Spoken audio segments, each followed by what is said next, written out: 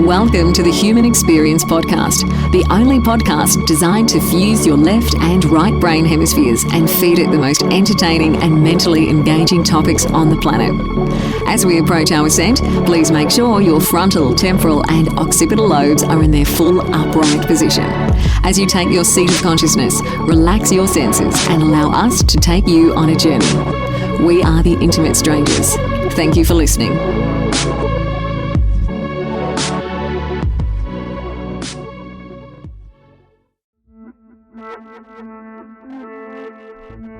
What's up, folks? Xavier Katana here with another home run episode. This is Mrs. Elizabeth Lesser. She is the founder of the Omega Institute and author of her new book, Marrow, A Love Story. All I can say about this conversation is, wow.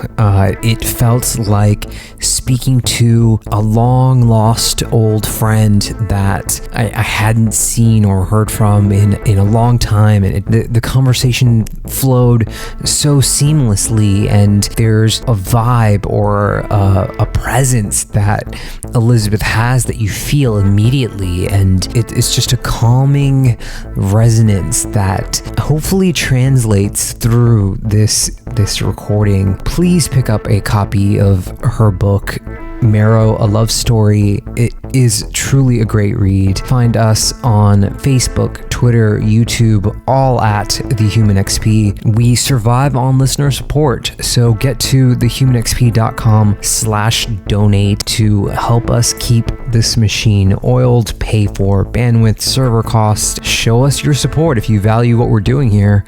Put your money where your mouth is, or your ears are. But either way, without much further ado, here is one of the best episodes we've done, hands down, Mrs. Elizabeth Lesser. Thank you guys so much for listening.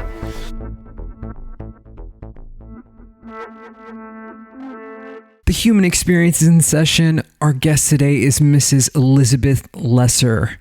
Elizabeth, welcome to HXP. Thank you. Thanks for having me. Elizabeth, I admire your work so much, starting from co-founding the Omega Institute in 1977. You have such a wide history, and can you kind of lay the foundation for anyone who may not know who you are, please? Okay, well, that's what I've been trying to figure out my whole life. Who am I?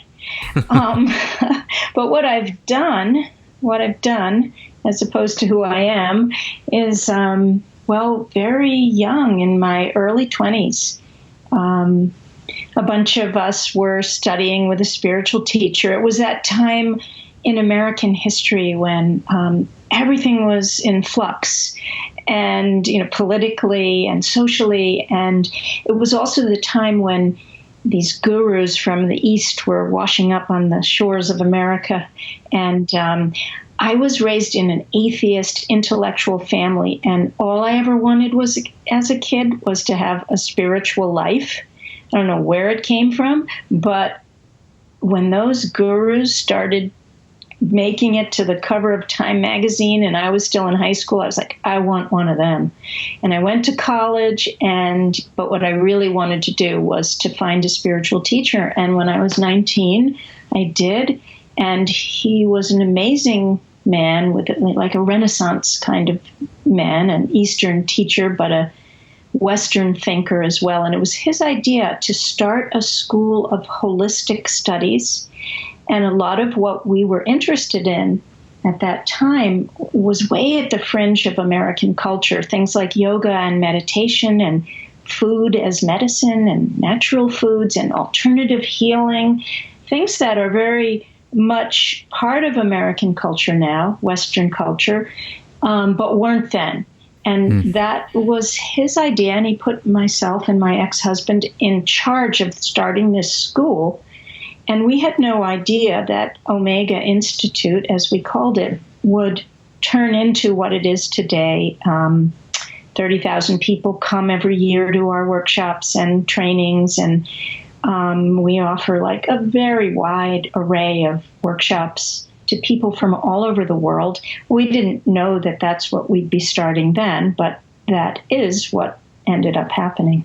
Yeah, Omega Institute is so huge, from Maya Angelou to Deepak Chopra to Ram Dass to Eckhart Tolle. There's so many visionaries that are kind of part of what you're doing. And I'm just digging right in here. And if there's one specific thing that kind of defines you through all of your hurdles and with setting up this sort of institute and the books you've written, I mean, you're a best-selling author, and just everything that you've done in your life, what would you say would be the defining moment of that? You know, some people have an awakening in a defining moment, like you mentioned, Eckhart Tolle, and people who say, like, I woke up and then I was enlightened.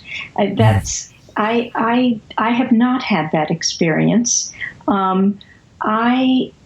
I would say the defining experience for me, which is still going on, is that we are all the same. We are so similar. People will say to me, "What's it like being around all those great spiritual teachers and scientists and artists and famous people? And oh my God, you must have met such amazing people." And I forever, even when I was 21 years old and starting Omega and even becoming a best-selling author, my experience has always been everyone, even the wisest among us, the Dalai Lama and the Eckhart Tolles and whomever, we're all the same. Everyone struggles. Everyone gets confused. No one is nice and good all the time. We get up, we vow that we're going to put into practice the wisdom we know, and we fail and we try again. And I've learned this by being around people whom others put on pedestals, and I've seen them fall, and I've seen their paradoxes and inconsistencies. And what it's given me is a great sense of compassion toward myself for my imperfections and toward other people. I am not after perfection. I'm after authenticity. And that's what I value in people. And I think that is what I have learned over my years of being a seeker. I think more and more authenticity seems to be the current kind of currency. I mean, without authenticity, what do we really have? And why are we doing it? Who are we trying to impress?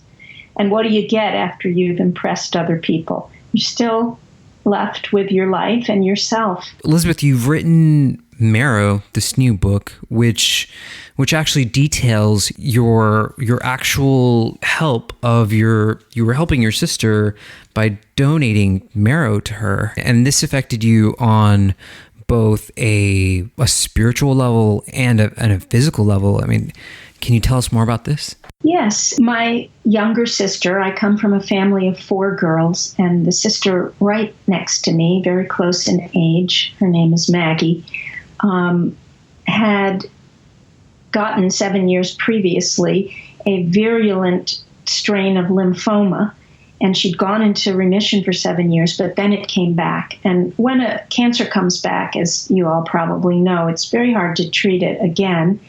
And so this time she needed a bone marrow transplant, and siblings are the best bet for tissue match. So all the siblings got tested, and we were very surprised when it turned out that the person who tested a perfect match was me. And I was surprised because my sister Maggie and I were very different kinds of people, and we loved each other, but we also had a, kind of a rich, typical sibling history of being friends and being strangers and betraying each other and loving each other and the whole thing that siblings go through. And when I studied up on what it meant to be a bone marrow donor and to be a bone marrow recipient, I was intrigued to read in a lot of the research that after my sister, if indeed she did survive the chemotherapy treatment in order to be prepared for the bone marrow transplant, she still would have a long recovery and with lots of dangers. And the biggest danger would be if she would reject my bone marrow once it was transplanted in, or maybe my bone marrow would attack her. Attack and rejection. Rejection and attack. These are the two words that come up in a lot of the literature. And I thought, wow, that sounds familiar, especially with sisters and siblings. Like, that's what we've done our whole life with each other. We've either rejected each other or attacked. And I thought, I wonder if we could do some kind of ritual or therapy or something where we would relive our childhood together and visit how we'd rejected or attacked each other and like put it aside and work through it and walk into a field of unconditional love. And maybe we could teach ourselves to do the same thing once they've been transplanted. And I had to be careful recommending this to my sister because she's not like me and didn't have the same interests and the same compulsion to go deep all the time. She had sort of a bemused attitude about my work and books, but she was very, very into this idea. And so we did, over the course of many months, what we called our soul marrow transplant. Yeah. Tell us more about this soul marrow transplant. What was involved in this as you kind of opened up to each other? Well, First of all, I'll just tell you what I mean by soul, because it's kind of a loaded word. It was for my sister. I'd explained to her what I meant. The ancient Greeks believed that every human being came into life as a baby with something they called the genius, which was like this indwelling spirit, a guide almost, that if you got in touch with it, and especially if your parents and your school, your culture helped you like determine, oh, that's his genius. He's like this. Let's help that person discover exactly who he is, not who we think he should be or the other siblings are like or the culture needs. Like, oh, let's promote the indwelling genius. And that's the way I relate to the word soul. Like, we each come in with this shining seed of who we are. And then parents try to help us fit in, try to make us fit in. Schools do, siblings do. And layer by layer, we cover the soul, the authenticity, the authentic seed of who we are.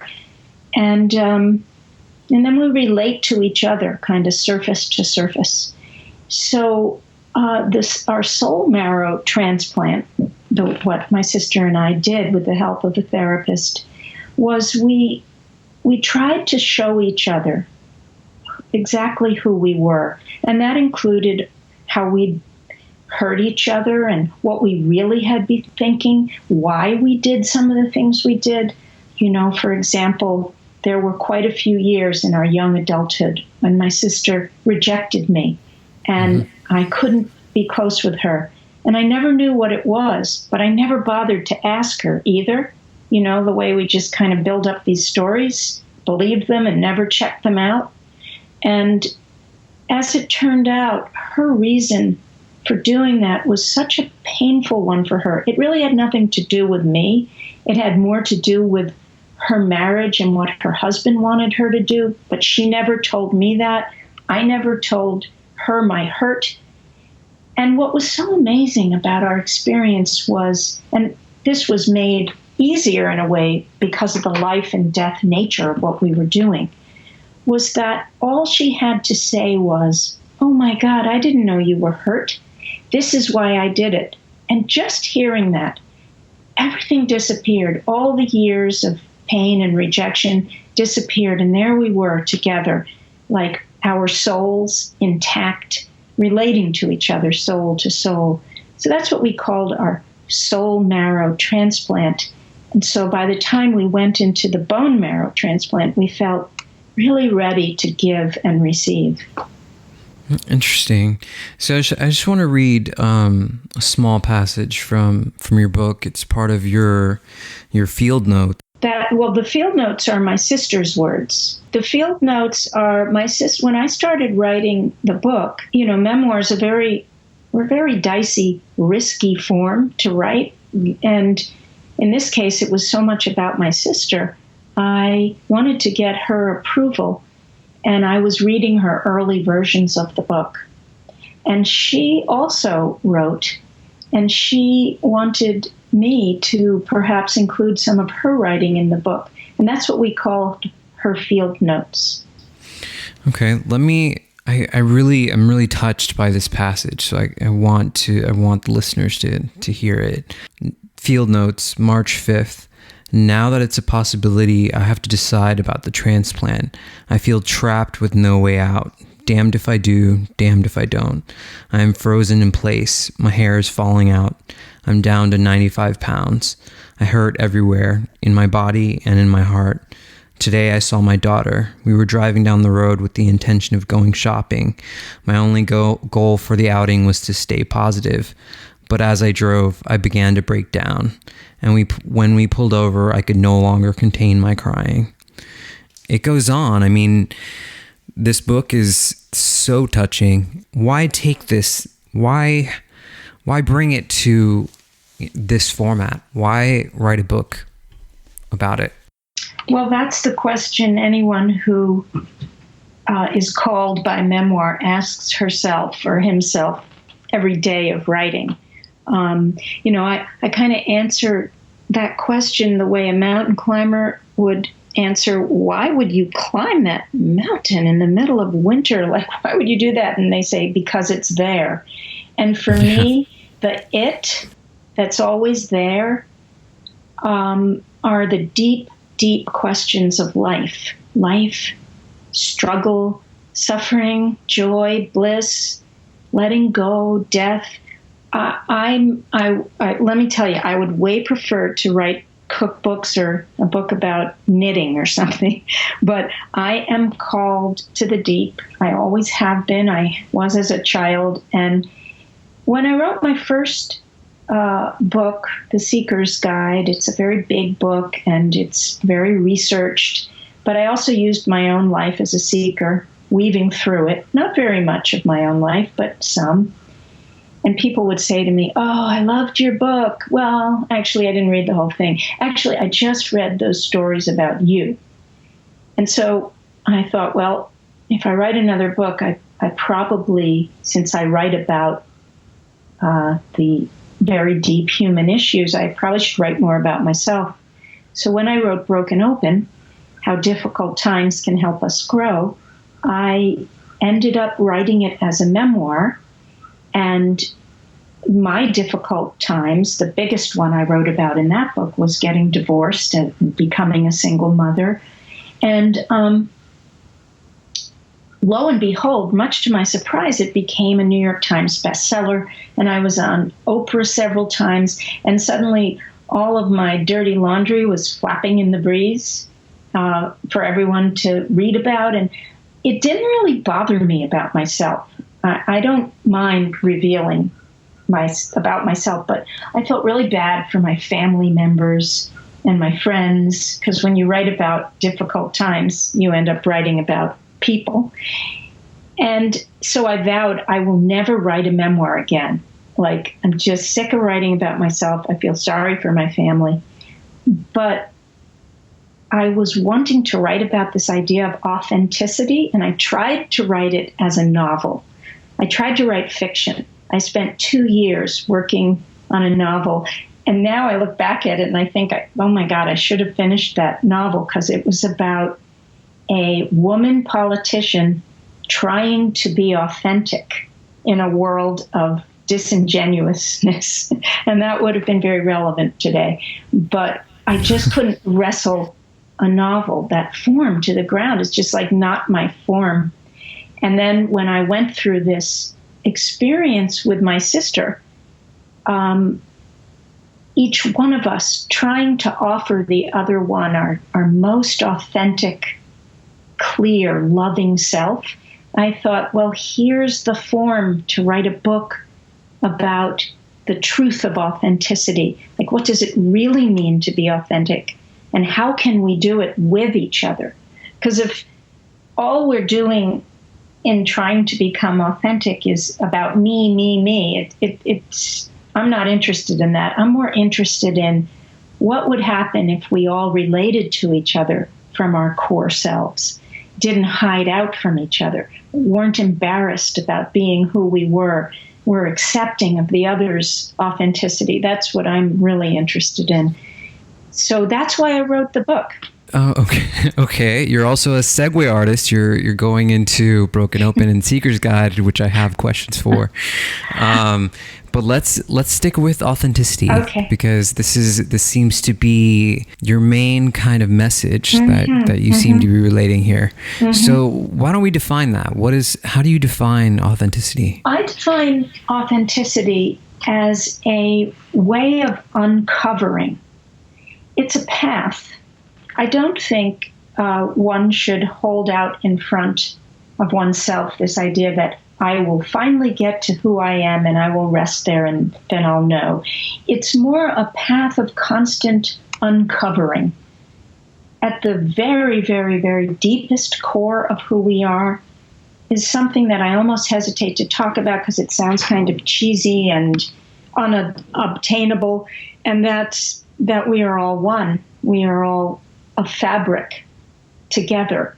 But on the way to that, when we get out of the way our shame of our body, our discomfort with our eccentricities, all the voices in our heads who tell us you're bad if you want that, you're good if you do that, all the way we've been conditioned to exist in family and culture, it's uncovering those voices and seeing, okay, some of them really may be me, but some of them aren't.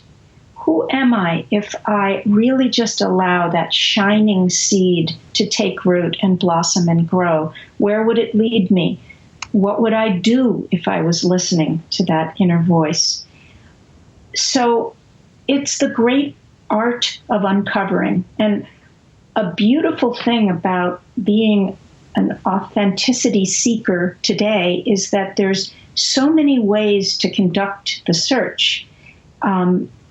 Psychotherapy to me is like a holy type of seeking, trying to quiet the voices who give us bad advice. Healing the body is a way of uncovering the soul, because often what we've done is our physical ailment is actually a way of defending against what we're feeling. You know, a lot of people who say they overeat so they don't feel, they don't take care of themselves. Taking care of the body, healing the body, making the body strong, making the body vibrant can be a way to uncover the soul. And so can the traditional religious and spiritual paths. There was a TED talk that you did that I found really remarkable. You said something that I found really remarkable. At the beginning of the TED talk, you said that there was within the room that there were 600 people, but there's actually so many more because in each one of us there's a multitude of personalities. And you said that in yourself you have two primary personalities that are in conflict and conversation, and you call them the mystic and the warrior. Can you define that a little bit more for us? Yeah. And actually that sweet spot where the mystic and the warrior meet gets close to what I would call my authentic self. And that's often the case in people. Like, there are a lot of conflicting ideas and proclivities, and we're afraid to marry them all, see what would happen. So for me, my mystic self, I was born with my mystic self. And by mystic, I mean someone who allows the mystery of human existence to kind of work on me. And I've always wanted to explore the mysteries. Who am I? Where did I come from? How do I live while I'm here? Where do I go when I die?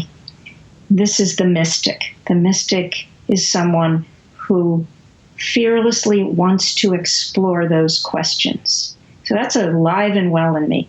And I was raised by social activists and intellectuals.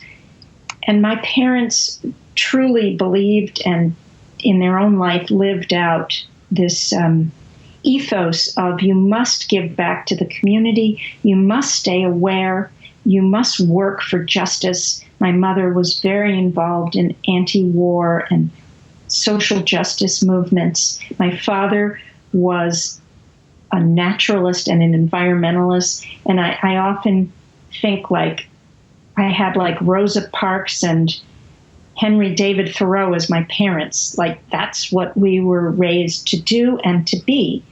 So I took up very, with a lot of energy, that call to always give back to the community. But I also had this much bigger picture of human life, which was the mystic part of me.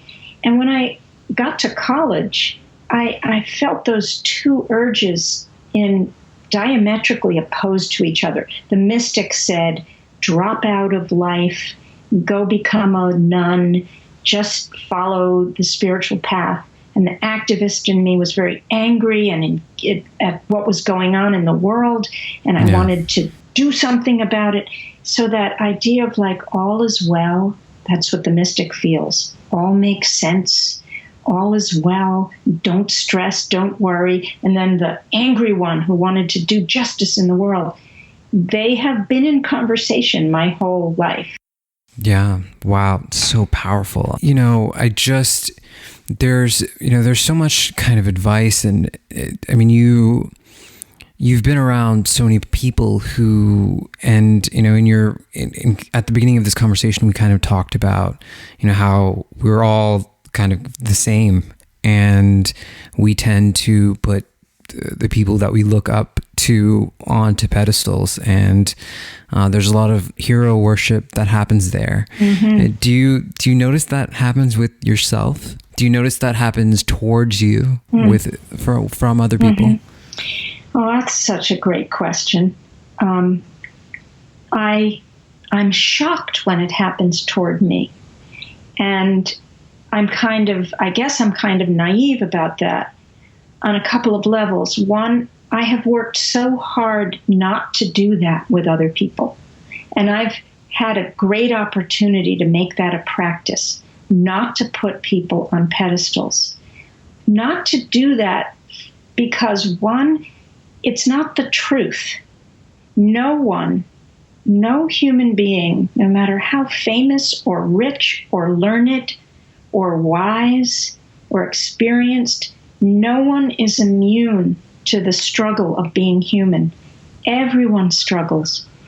The wisest people have moments of dark depression and despair, and the most famous and rich people can be miserably unhappy. I mean, I've met the greatest relationship experts in the world who are getting divorced, and I've met the organization guru whose car is a mess as she drives into the Omega parking lot. Like, it's just, and this has never really upset me or made me cynical. It's more like, oh my goodness, human beings are a mess. We're all a mess, and we're all trying, and we're all looking for help.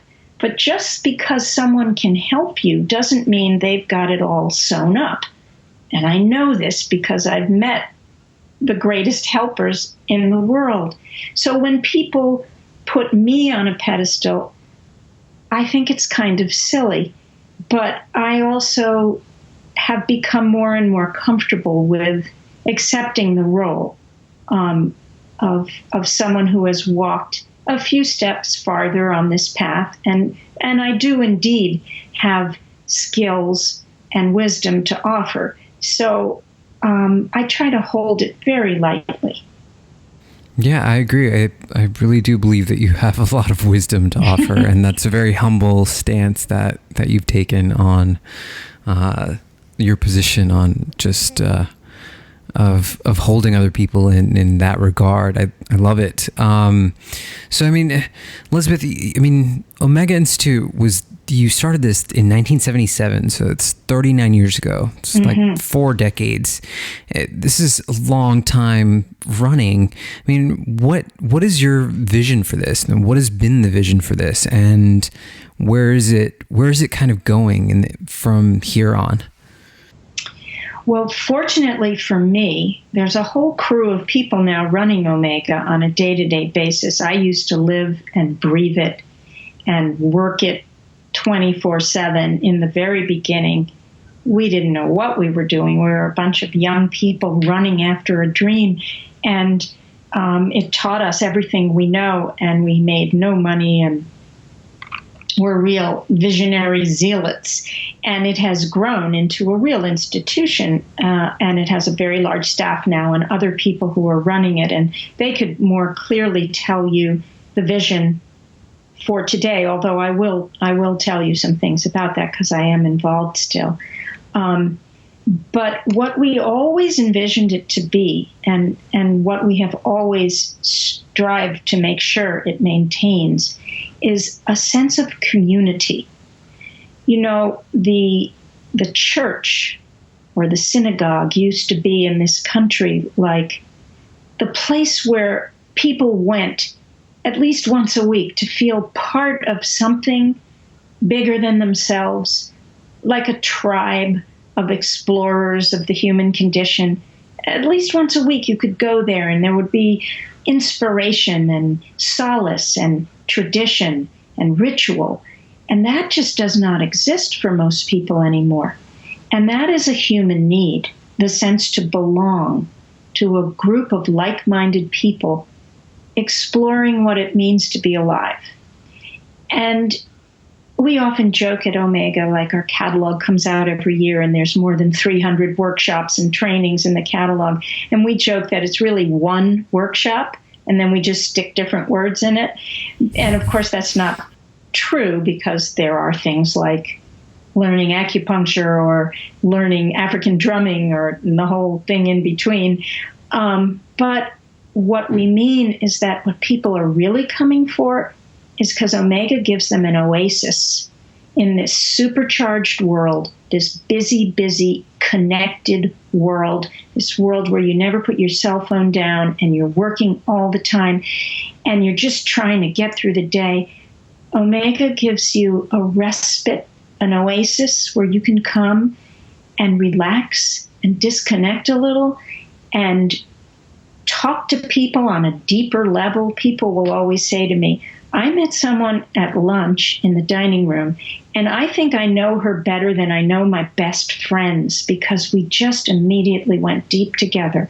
And that's our purpose. It's always been our purpose to create a community of like-minded people who are learning and growing together. And, you know, over the years, different subject matters percolate up to fit the needs of the culture. And over, I'd say, the past 8 years, maybe 10, I don't know, we have felt the need to do what we've called the movement from me to we. Mm-hmm. That we have really perfected workshops about taking care of yourself. And now we've really wanted to guide people toward self-care, meeting up with care of our world, which is in such need of wisdom and care. And that's why a lot of our initiatives now, besides our regular workshops, which we maintain, are things like a lot of work for veterans. We're responding to vets coming home with PTSD and working with them. We have a women's leadership institute that is helping women learn how to trust their voice in leadership so that maybe we could do power differently. Mm-hmm. And another big part of our curriculum is environmental work, training individuals and municipalities and other constituents to have a lighter footprint. So, I mean, what has this taught you? I mean, you're not running it now, but you co-founded it and you were the core of it for a long time. So, what did it teach you to organize something that now is affecting so many people? Well, let's see. Of course, on the most mundane level, it taught me quite a bit of the subject matter, because my job for most of my years there was programming, choosing our faculty, and also writing our catalog. So I would have to take large books and turn them into pithy little 2-paragraph descriptions of a workshop or a professional training. So I learned a whole lot about a whole lot of subjects, from science and brain science and different religions and music and art. And so I have kind of a broad knowledge of a lot of subjects. But I think what it taught me the most is the idea of working really, really hard for one thing. Really choosing something to focus on and giving it your all of your concentration and study and work and love. And, people will often ask me, like, how do I find my purpose in life? That's a very loaded question, but my answer probably disappoints them, which is just pick something, even if it's a little close to your heart, and work on it for 20 years. Work on it really hard, and you will be given so much. You'll be given way more than that one thing, because there's a great joy in completion and seeing things to the end and doing something that serves other people. So that's one of the big lessons for me, is picking something and sticking to it. I mean, it's the same thing as you could say for a marriage, that if you're always looking for that work to be the perfect thing before you commit, you're never going to find it. But if you commit to something that's pretty darn good, but not perfect, you get to perfect yourself. Wow, so profound.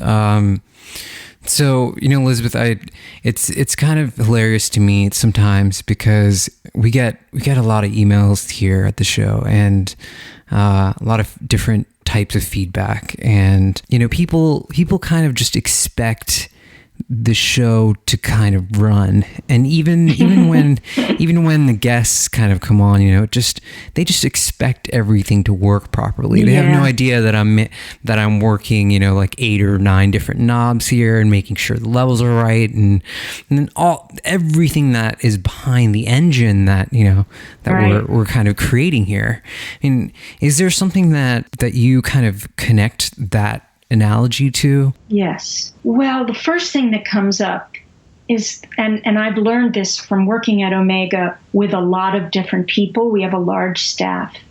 And when you're in a leadership position, the people who work with you really want you to know what they're doing. They want you to see what they're doing, not because they're narcissists. Because, as you say, people are always doing way more than you think they are. Always. What it takes to do one thing takes 40 things. And as I have stopped as a leader and turned around and looked at the people who work with me and really seen what they're doing so that they are seen and I know what my business really takes to run, it's a really important aspect of leadership. To do that with the people you employ, to really know what they're doing. And the law of work to me is that everything takes longer. And everyone is working harder than you think, and give everyone that benefit of the doubt. Now, of course, there's always charlatans and lazy people, but most people are working their tail off and you just don't know it. Elizabeth, we're about 40 minutes into the interview, and if there's one thing that you could kind of give to someone who's made it this far into the episode, what is something that you would give someone who is, struggling with self-doubt, has trouble with finding sort of their life mission, someone who's struggling? What do you tell to that? What do you say to that person? Well, the first thing I say, and I'm going to sound like a broken record, is that you are not alone. There is nothing uniquely screwed up about you. And that secret shame we carry around, that everyone else was given the instruction book, but we weren't, is really crippling. Because on top of the general difficulty of being human, we add this layer of everybody else has it figured out, we don't. The poet Rumi, he always talks about the open secret. And by that he means we all go around hiding this big secret from each other. And that secret is almost a joke because it's not really a secret. We all try to hide from each other that we wake up confused, that sometimes we fail. We are sad a lot. We don't know what to do. We don't know if we've made the right choice. We struggle. We fail. We fall. But we try to hide that from each other. So you meet a friend on the street and you say, "Hey, how are you?" "Oh, I'm great. How are you?" "Oh, I'm great." And both people are not great. They have something going on that's hurting their heart. But since one said great, then the other says great. And then we walk away and both are thinking something like, "God, I wonder why she has it all together." Or, "Oh, I bet her kids are all doing great in school." And it's not that we need to all go around and complain to each other all the time, but by hiding the sense that we suffer, we miss out on real help and connectivity and intimacy, and we have this secret shame all the time. And I really believe that letting go of that and owning your humanness with a sense of humor and a sense of belonging to this odd life we are living, that is way more than half the end to the suffering. Yeah.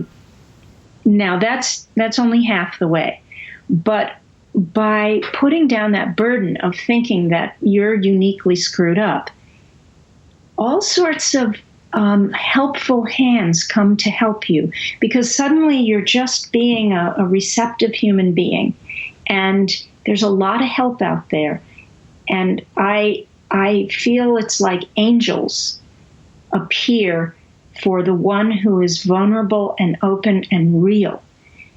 And that may sound woo-woo, but I have experienced it in my own life. When I put down defensiveness and disingenuousness, life rushes in to help me. So that's the greatest advice I have. Yeah, wow, love it. You're really big on meditation. You have a blog, a toolbox for daily life, where you kind of just post stuff that people can use. One of the things, I guess you would say it would be medicine, is meditation. Why is meditation so important? Well, for me, it's been really important. Some people get the same effect from other kinds of spiritual tools, so you don't have to meditate. But for me, meditation has been a tremendous friend, and I've done it so much now that I can access it in a second just by shifting my posture or breathing in a certain way. But it's the kind of practice that, it's the word practice, like you practice to be a great basketball player by doing drills or scales on the piano. meditation is a practice so that you can become skilled at the art of living.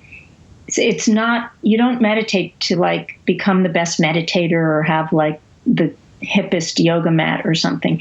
The practice of meditation is the best way I can explain it in a quick way is you look at the posture in the great iconography of religions like the Buddha with his straight back, or Joan of Arc on the horse.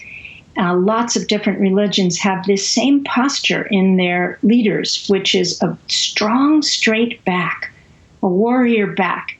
But the front, the heart, is open and soft.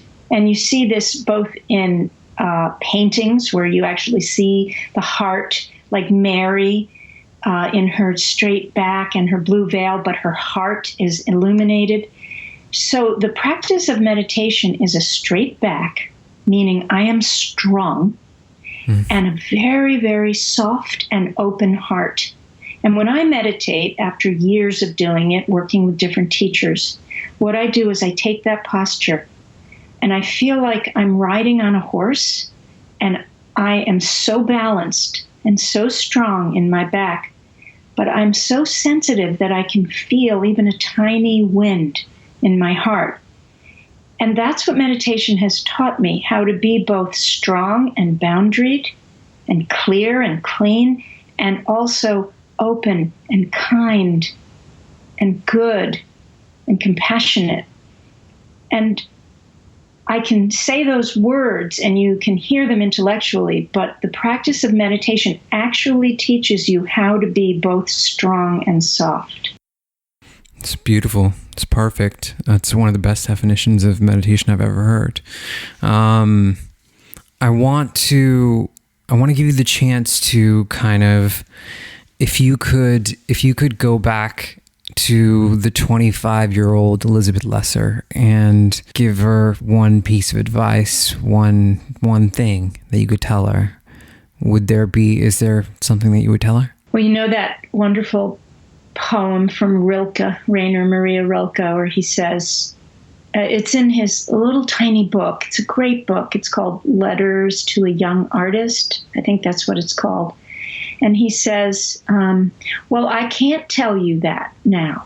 He's writing, he's probably 50 and he's writing to a 25-year-old artist, something like that. He's like, I can't tell you what to do because you wouldn't be able to hear it, because that's not what you're supposed to hear now. You're supposed to be confused now. And then he tells him, live the questions now. And then one day maybe you will find yourself living into the answers. So I guess I would say to my 25-year-old self, like, don't be freaked out by those questions that are really freaky, I have to admit, of life and death and what should I do and who am I and who should I marry and should I stay married, and just live really fully into those questions. Like, know that everyone has those questions and live them out and be fearless and brave and somehow trust that you will live into the answers. Oh, God, so beautiful. I don't know how to ask anything else. I think we should pretty much wrap it up there. Elizabeth, where can people find your work, your website, the book? Well, my book comes out on September 20th, 2016, my new book, Marrow. Mm-hmm. My other books are on Amazon and other bookstores, of course, and my website is elizabethlesser.org. Okay. Guys, we have been talking to Mrs. Elizabeth Lesser. The book is called Marrow, A Love Story. Comes out on September 20th. You can pick that up on Amazon and bookstores. Elizabeth is also going to be doing a book tour. Make sure you get to her website, elizabethlesser.org, to find out where she's going to be if you're interested in seeing her. Thank you guys so much for listening. This is The Human Experience. We will see you guys next week.